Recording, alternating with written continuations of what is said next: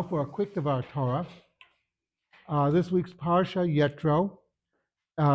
He comes to Moshe with constructive criticism. And he's an outsider. He's not part of the Jewish people when he approaches.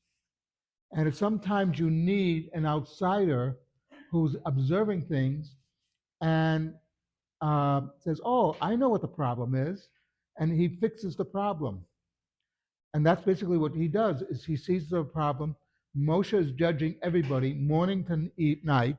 He has no time, and he says, "Wait a minute, this is wrong. Number one, Moshe, you're going to burn yourself out. You can't live this way. Second of all, you remember you have to train the next generation. The way you do it is he sets up courts. You set up courts lower, and that way, as these individuals learn to be judges, they can become the next generation to lead the Jewish people. And Jethro realizes that, he sees it. And it's very important that you also train the next generation. Now, I bring this up because, if you notice, I daven today from the Amud. It's my mother-in-law's Yahrzeit. It's her 10th Yahrzeit.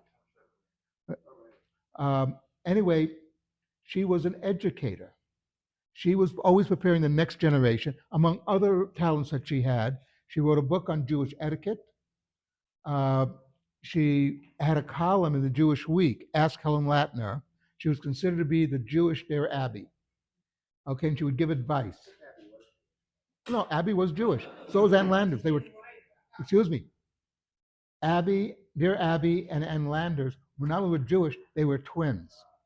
Okay, so, but my mother-in-law was that, but with a Jewish bent.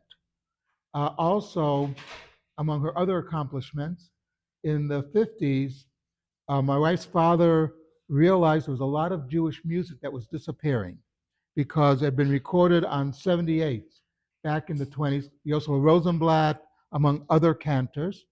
And he realized we had to save the Jewish music because this was some of the great chazanim of the 20th century. So he started a small company called Collectors Guild. What they would do is they would buy these 78s, re-record them, or get them on tape, re-record them, release them on 30 LPs, and this, by the way, saved a lot of that music. Of course, the downside was, my wife tells me that the basement was filled with records like you wouldn't believe. And we have a record player in our living room that's from early on, but that's a separate issue. The point I'm making, though, is that my mother-in-law was very much a partner with my father-in-law in this. They were saving the history of the Jewish people, because part of our history is the Chazanut that we had, the great Chazanim, the great cantors, that, if without that, we would be bereft of that. But again, while they were looking at the past and doing a lot of stuff for the past, they were both teachers. My mother-in-law was an English teacher. She eventually became, I think, the head of the English department of her school. She was the assistant principal.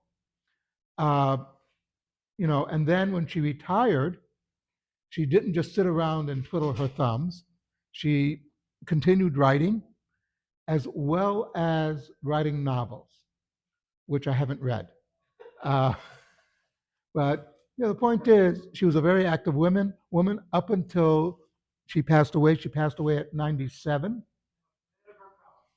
And the good news was she may not have been going to run the marathon, but her wits were about her. And that's the greatest bracha you could have, that you get to that age and you're still with it. So just wanted to bring that up. And there's a tikkun after